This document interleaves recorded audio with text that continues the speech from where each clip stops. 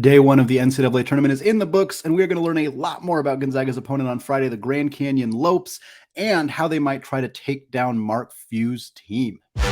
You are Locked On Zags, your daily podcast on the Gonzaga Bulldogs. Part of the Locked On Podcast Network. Your team every day.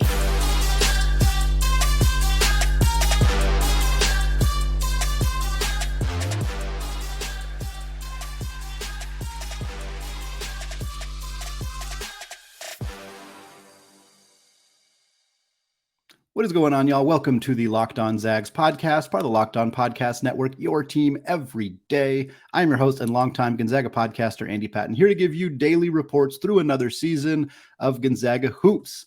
Today's episode of Locked On Zags is brought to you by FanDuel Sportsbook, the official sportsbook of the Locked On Podcast Network. Make every moment more. Visit FanDuel.com/LockedOn today to get started.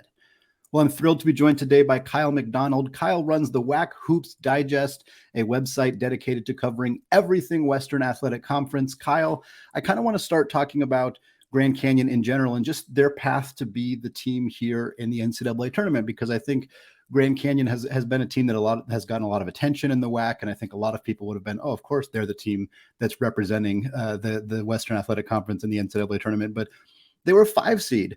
Going into that tournament, like they were not the favorite during the regular season. They were not the favorite even entering the tournament. How did we get into a spot where the Lopes are the team dancing out of the WAC? Well, Andy, first off, appreciate you having me on.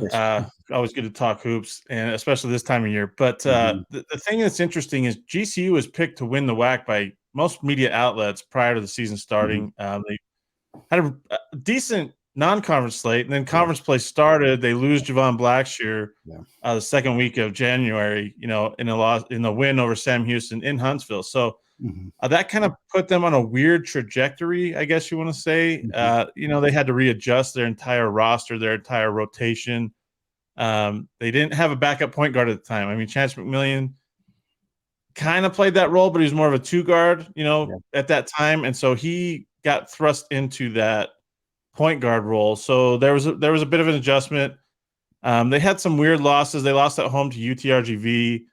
They lost by like 20 to Tarleton on the road at Wisdom Gym there in Stephenville. And then they had a weird loss about 3 weeks ago at home where they scored 13 first half points in a 56-45 loss to Seattle. So everybody's thinking, okay, GCU's done. They have to go on the road for 2 games. They have to go to Southern Utah, who hadn't lost a WAC home game all season long. Utah Tech, they're trouble in St. George. They win at the Burns Arena a lot, and last year they played spoiler to GCU. They're ruining their regular season title hopes. So, everybody kind of wrote them off. There was a players only meeting that Ivan Odriogo put together, and then they go into Southern Utah. They beat up on the T-Birds there. They go into Utah Tech, win by double digits there, and then they take. I don't want to say take off because they had a challenging first-round game in the WAC tournament against UT Arlington, but Ray Harrison went off for 30-plus points to get into the second round. Then Gabe McLaughlin goes for 35 and 10 in their second-round win. And then it just they kept shooting the lights out at the WAC tournament. I mean, they hit 44 three-pointers in 4 games. In the semifinals and the final game, in the championship game, they combined to hit 29 three-pointers. Like, it was just unreal. And in the semifinals and the second round game, Ray Harrison didn't do anything really. Ray Harrison was in foul trouble in the semifinal game. It was Kobe Knox going for 6 of 6 from three-point land. It was Chance McMillian lighting it up and hitting a big threes in the second half. Noah Bauman came alive in the semifinals and the final game. And then Ray Harrison goes for 30-plus in the championship game. End of story. Like, even Jason Hooten, Sam Houston head coach, said, we scored 70-plus points. We should be able to win a ball game, but when you let them hit 16 three-pointers, you're not going to win a ball game. So I want to say that people were a little bit shocked that they got there, but they also have the talent and they have a guy. Like, they have a guy that can take over a ball game, and he did that in the finals, and they got help from everybody else through that, 4-game stretch at WAC Vegas. I mean, it was very impressive what the Lopes did. And let's just put it this way. They earned it. Like, they earned their trip. They beat UT Arlington. They beat Seattle. They beat Sam Houston, and then they beat Southern Utah. I'm pretty sure GCU, though, would be the first to say they were happy not to see Utah Valley in that championship game. Oh, I imagine so. Yeah. Well, and they came from behind, except for the championship game. They were down at halftime in every one of those games. So we're talking making some adjustments, second half, coming out, hitting those shots. And for Gonzaga fans, like, I could feel people who are listening to the show cringing when they heard the talk of 44 threes in 2 games, 29 threes, because that is what has undone Gonzaga in so many NCAA tournaments, even some of their games earlier this season when they were struggling. That game against BYU that they only won because of a Julian Strother 3 in the final 10 seconds. Part of that was because BYU was just launching threes, getting out in transition, finding open shooters. And when you look at the recipe for what a 14-3 upset tends to look like, a really, really hot shooting team usually is kind of part of that mix. And for Grand Canyon, this team has shot 38% from deep this year. You mentioned Ray Harrison, you mentioned Kobe Knox. Like, those are guys who can really light it up from beyond the arc. Do you think that that is the biggest key for Grand Canyon if they were to pull an upset, is the outside shooting, or is there something else that you think might have to factor in order for them to potentially do this? No, I think it's absolutely the outside shooting. I mean, in that semifinal game against Sam Houston, 16 of their 25 field goals that they made were from three-point land. Wow. That's the way they beat Sam Houston. Mm-hmm. You know, and the thing is like Ray Harrison knocked down 3-pointers in that final game against Southern Utah. So that's going to be their key. You know, they don't have a very good inside presence. I mean, Gabe McLaughlin's okay, but he's not necessarily your dominant, like, Drew Timme post player in a sense. 6'7". You know, but he's a big physical specimen. He just doesn't have that post play that some other guys do. Mm-hmm. And so, you know, Ivan Odreogo isn't an offensive threat down low. He's a big body that Jason Hooten called one of the best screeners in the country. So that's what they rely on him for, in his rebounding stuff that doesn't show up necessarily in the stat box. But yeah, the 3-point shooting is going to define whether or not GCU is even in the ball game, or if they have a chance to pull off an upset, you know, on Friday. Well, let's talk about the defense a little bit, because I'm not shocked that the 3-point shooting is the way. The 16 out of 25. I mean, they're going to be bombing threes, like you said. But defensively, if people figured out how to stop Drew Timme, they'd have done it by now. Right. He's a senior in his 4th year. So asking you, like, how are they going to do that? But I am curious, because they don't have a ton of size and they don't have a lot of, you know, big imposing guys down low.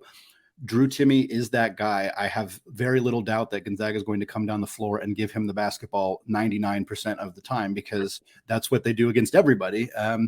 Do you expect Grand Canyon to do a lot of double teaming? Do you expect single coverage? Do you have kind of a sense of what they might try to do to slow Drew Timme down here? I think they're going to have to throw bodies at him. I mean, they're going to throw Gabe McLaughlin at him, and obviously Drew Timme has a size advantage there. But you know, Ivan Odreogo, his body, like, he will be physical with Drew Timme. Like, there's going to be an expectation there. So it'll be very interesting to watch how those two switch it up at times. You know, to keep them both out of foul trouble, because we know how Drew Timme likes to attack the rim. Yeah. And he just has so much skill around the basket that it makes, you know, defending him a challenge. Gabe McLaughlin has athleticism that might surprise people on quickness. So that matchup, I think I wrote about the other day, like, or somebody mentioned it. That matchup's going to be fun to watch. I think it's going to be back and forth, because Timmy's going to have to come out and guard Gabe himself. But defensively, I think they're going to throw, you know, a few double teams here and there. But again, you know, they have to defend the perimeter too. So, you know, that's the thing to keep an eye on. How often do they double team him? How much do they body him up? You know, the bigs from and Bryce Drew, even though he didn't play a lot at WAC Vegas, Aiden Igehan is another big body that Bryce Drew can throw out there to defend Drew Timme. But I think, as of today, as of this recording, and as everybody knows, right now it's advantage Drew Timme. So it'll be very interesting to see the game plan there, because they didn't really face any size throughout the WAC tournament. Like, nobody had the size that they're going to face on Friday with Gonzaga. So it's hard to say. I mean, they did body up Aziz Bandago from Utah Valley when they played him. He didn't have, you know, get those lobs and get those other, but he doesn't have as much skill with the dribble that Drew Timme does. So it'll be very interesting to see what happens. Well, Kai and I are going to talk a little bit more about conference realignment, whether Grand Canyon could end up in the same conference as Gonzaga someday. We're going to talk about that all after a word from today's sponsor, FanDuel. The NCAA tournament is here, and now is the perfect time to download FanDuel, America's #1 sportsbook. Because new customers get a no-sweat first bet of up to $1,000. That's bonus bets back if your first bet doesn't win. Just download the FanDuel Sportsbook app. It's safe, secure, and super easy to use. Then you can bet on everything from the money line to point scorers and threes drained. I'm not sure if our conversation has made you more or less confident, but for the record, the line for the Gonzaga Grand Canyon game is 13.5 for the Zags. So if you want to bet on that, check it out on FanDuel right now. FanDuel will even let you combine your bets for a chance at a bigger payout with a same-game parlay. So don't miss the chance to get your no-sweat first bet of up to $1,000 in bonus bets when you go to FanDuel.com/lockedon. That's FanDuel.com/lockedon to learn more. Make every moment more with FanDuel, an official sports betting partner of the NBA.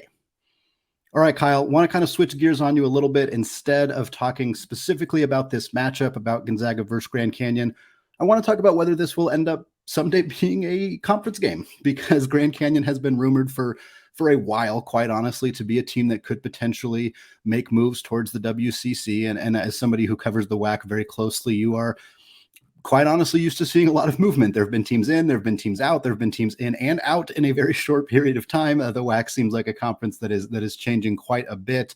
The WCC obviously has at least one opening, with BYU moving to the Big 12. We know that's happening. That is confirmed, of course, on the Gonzaga front. Whether Gonzaga and Grand Canyon are ever in the WCC together doesn't just depend on Grand Canyon. It could be a difference with Gonzaga potentially on the way out. There's rumors swirling constantly about the Big 12. So we'll kind of have to see there. But just kind of thinking about Grand Canyon and their fit, do you see this being something where the WCC might try to make a move here, and what that could mean for the WAC? You know, I don't want to say never, sure, but I just don't see it right now. Yeah. I mean, while GCU has a brand and they have a somewhat of that Phoenix market, there's and they have thousands of students all over the country that are doing their online program. So people know about them. They have a great atmosphere at GCU Arena and their student section and so forth. The thing that I think is going to be an issue is still that, even though they're trying to play it off like they're a nonprofit still, there's still that for-profit connection that is going to cause some problems with the WCC wanting them to come, into the league in that situation.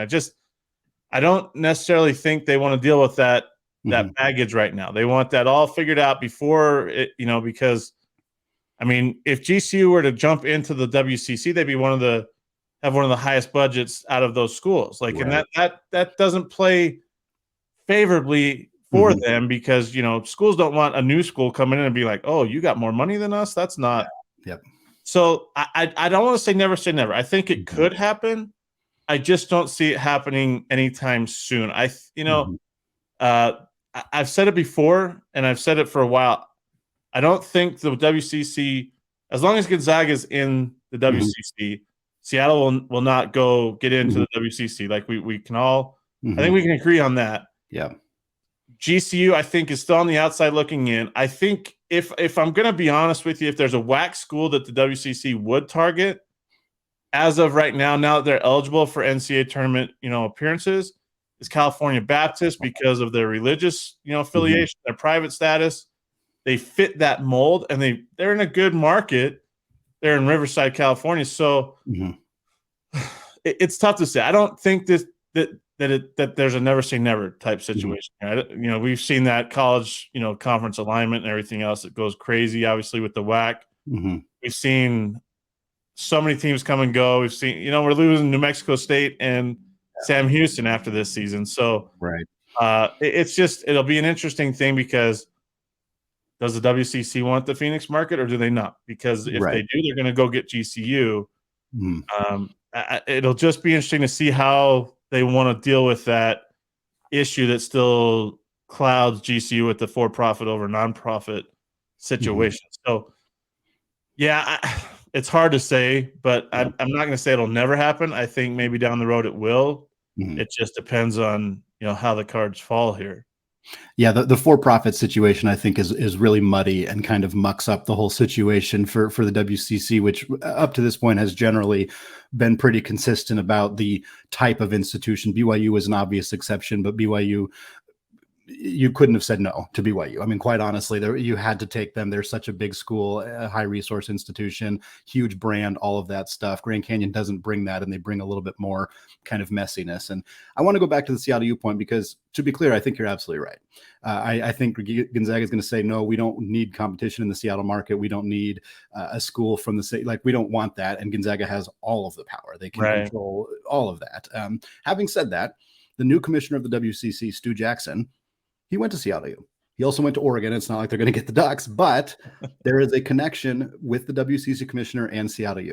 If it's not going to happen with Gonzaga there, do you see it as something? Because look, I worked at SeattleU. I'm a grad student there. I worked there for 3 years. I've been in that athletic department a lot. When I was there in 2015, all they were talking about, WCC, WCC, WCC. When I went back to work there in 2018, WCC, WCC, WCC, like that is their focus, their drive. This is the thing that they care about a lot. I understand why it is a conference that makes a ton of sense for them from a geographic perspective, from a institution perspective, from a basketball perspective. I mean, they wouldn't be one of the best teams right now, but they wouldn't be the worst either. They would be in the middle of the pack with the ability, with some added resources and some ability to get some more transfers because of their conference. They could potentially bump up a little bit, but I don't see it happening till after Gonzaga leaves. And at that point, I'm not sure SeattleU looks at the WCC sans Gonzaga sans BYU as necessarily a huge upgrade. So it kind of puts them in an interesting spot where I'm not sure if the WCC can afford to wait to bring schools in like that, but I also don't think that they're going to be able to do it at the same time. Kind of puts SeattleU in an unfortunate position, I think.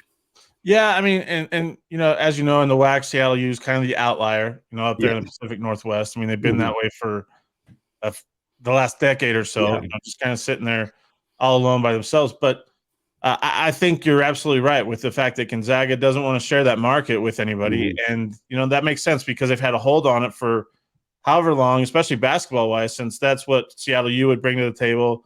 It's just a difficult situation. They want to get there. But like you said, if Gonzaga goes to the Big 12, you know, does that make the draw any better? Or is it more going to be, we want to be in the WCC because we fit the geographic, you know, situation there instead of traveling to East Texas for ball games or, you know, Dallas, Fort Worth for ball games. This way we get to stay on the West Coast, stay with teams that are kind of in our mold. They went to Portland and beat Portland this year. So I think it'll be interesting to see. It goes back to it. Everything depends on what Gonzaga does in regards to what the conference realignment looks like in a year or two. So it'll be very interesting. That's the thing everybody has to watch. So we'll see what happens.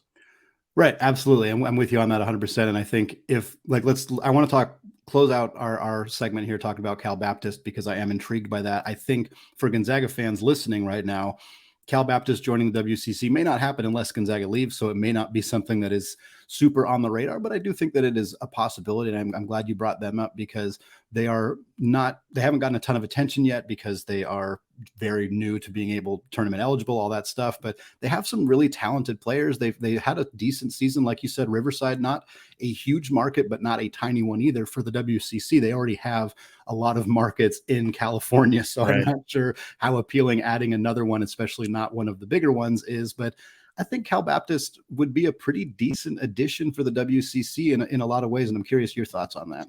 Yeah, I think it is. I mean, it's a private religious school, right there in Riverside. It's San Diego's right down I-5. You got the Loyola Marymount, everything's there close by, right? So and you got the whole state of California, St. Mary's, Santa Clara, San Francisco, all of it. So I think they fit that mold. Just that from those standpoints alone. That facilities wise, they're right there as well. I mean, they're that CBU Event Center. Probably better than most of the arenas or gyms in the West Coast Conference. So they're already there, and they're only in their fifth year of the Division I, era. So they're still growing. They're still getting better. They're still getting stronger. And I think it's there that they just fit that mold. Private religious institution is the biggest thing. They're nonprofit, obviously. But like you said, does the WCC want to bring in another California school? Because I don't think CBU fits in the Big West because it's not a public school, right? So it doesn't fit those UC or those Cal, State Fullerton type schools. it just fits the mold of the WCC. Yeah. The question is, like you said, does California Baptist, if they look at it and see that Gonzaga stepped out, went somewhere else, if that invite ever comes, do they make the jump from the WAC to the WCC? Not saying that WCC wouldn't be still better than the WAC, right? But the draw may not be as glamorous anymore, I guess you could say, because you got St. Mary's, and then you kind of got that middle of the road rest of the schools. It's not any different really than the WAC. So it'd be, I don't know, it'll be very interesting to see how it plays out. But I think California Baptist, out of the schools that we've talked about, fits the mold for the WCC more than any of the other ones. Kyle McDonald, you can find him at WAC Hoops Digest on Twitter. You can find the website WAC Hoops Digest as well. All sorts of fantastic content covering this conference. I always love talking college hoops with people who are passionate, particularly who are passionate about programs that maybe don't get as much love as they should. So thank you so much for taking the time to come on the show. I really appreciate it. No problem, Andy. Appreciate the time, and should be an interesting ball game on Friday night. It's going to be a fun one. All right, closing out today's show, talking about Arizona State's big win over Nevada and whether they could pull an upset over TCU and what that would mean for Gonzaga. But first, a word from today's sponsor, Built Bar. If you're looking for a delicious treat and you don't want all the fat and calories, then you have got to try a Built Bar. If you're like me, where you want to eat healthier, but you don't want to compromise taste, then I've got just the thing for you. You got to try Built, because with Built, healthy is actually tasty. Seriously, they are so delicious, you will not think they're good for you. What makes Built Bars so good? Well, for starters, they are covered in 100% real chocolate. That's right, real chocolate. And they come in unbelievable flavors like churro, peanut butter brownie, and coconut almond. I'm not sure how Built does it, but these bars taste like a candy bar while maintaining amazing macros. And what's even better is they're healthy. Only 130 calories, 4 grams of sugar with a whopping 17 grams of protein. And now you don't need to wait around to get a box. For years, we've been talking about ordering your Built Bars at Built.com. Now you can get them at your local Walmart or Sam's Club. That's right. Head to your nearest Walmart today, walk to the pharmacy section, and grab yourself a box of Built Bars. You can pick up a 4-bar box of cookies and cream, double chocolate, or coconut puffs at your nearest Walmart or Sam's Club today.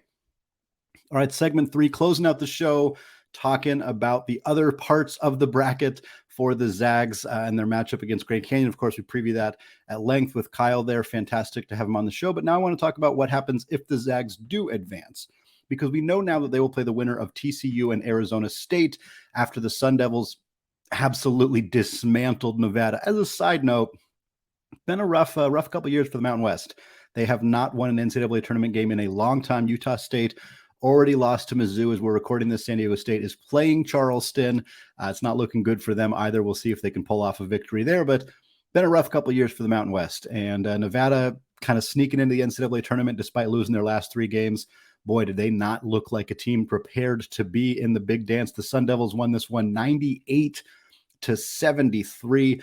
Interesting fact, both teams shot exactly 11 for 21 from 3, which is 54%. That is phenomenal. The difference is that outside of that, Nevada shot 14 of 31. That's 45% on 2-pointers. Not good. Meanwhile, Arizona State, 24 for 34. That's 70%. There's your difference right there. Arizona State shot really well from deep and extremely well inside the arc. Nevada just didn't. And in the era of the transfer portal, this matchup has some extra intrigue to it. Arizona State's two of their best players, maybe not their 2 best players, but 2 starters, 2 key contributors, Desmond Cambridge and Warren Washington. They both transferred to Arizona State from Nevada, and you could feel it. You could tell in this game. Cambridge had 17.6 assists for Bobby Hurley's team. Warren Washington, 9 points, 5 boards, 4 assists. They went out there and took care of business against Nevada. And look, Arizona State's a streaky team. They beat Arizona this year. They have some other big wins. They have a win over Creighton from the non-conference schedule. They also got boat raced by University of San Francisco, the Dons in the non-conference. We've seen this team kind of be a little bit all over the place. Nevada's not a great team. Arizona State walloping them is definitely not a bad thing for the Sun Devils. Does it mean they can beat TCU? Hard to say. There's a little bit of a recipe for success here. You can kind of look and see a possibility for the Sun Devils to pull the upset here. Arizona State right now is only 101st offensively in KenPom, so they struggle on that end of the floor, but they are 30th on defense. Meanwhile, TCU is 21st defensively, so they're both very, very good top 30 defensive teams in the country. Difference being there that while Arizona State is 101st offensively, TCU is 54th.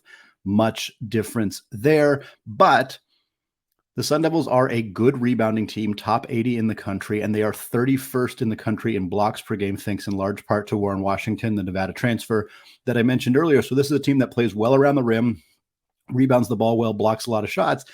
And we've talked about this already, but they're playing a TCU team that is missing Eddie Lampkin.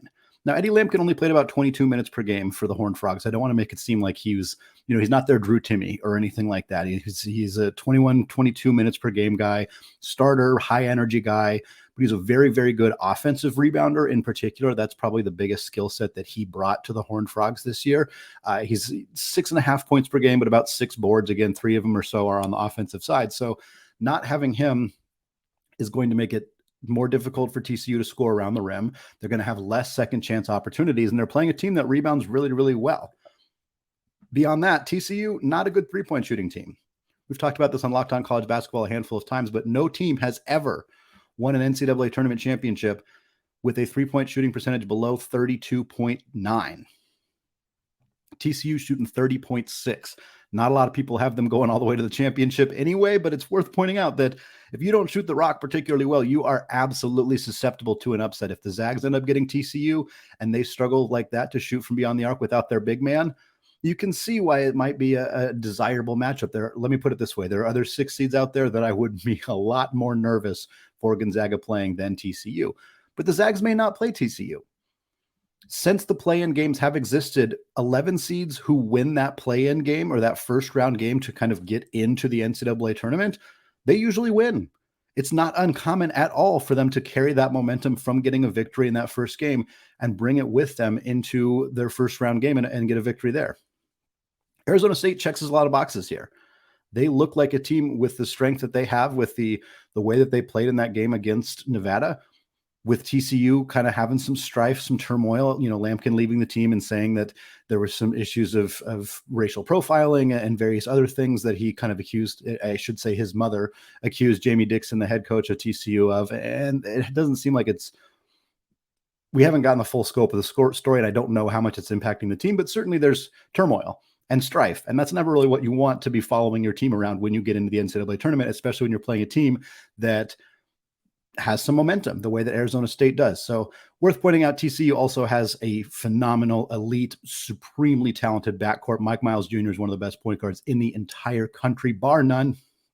He's fantastic. Damian Baugh is incredible as well. I think he's averaging like close to 6 assists per game. Those 2 guys are going to be really, really tough. TCU still has size. They still have talent. They still went through a rugged Big 12 conference schedule throughout the regular season, a conference schedule much, much more difficult than the schedule that Arizona State endured in the Pac-12. I still think TCU is the better team. I think the better team is probably going to win, but there's a very real chance that Gonzaga advances past Grand Canyon and plays another team from the same state in the second round in the Sun Devils. And if that happens, we'll have some previews. We'll have some conversation about it on Saturday. It's going to be a bonus episode, certainly if TCU ends up getting upset and we play the Sun Devils, because I think that's going to be a potentially very fun matchup. But one of those things to keep an eye on, because like I said, these 11 seed play-in games, they rarely win and then lose when they actually get into the dance. So I think there's a really good opportunity here based on a lot of factors for Arizona State to potentially pull off a pretty significant upset. All right, that is going to do it for today and for this week, I say, but we're probably going to have some content for you all on Saturday as we know who Gonzaga is going to face. Why not get some bonus content? It's March. It's the best time of the year. Thanks again to Kyle for joining me on the show today.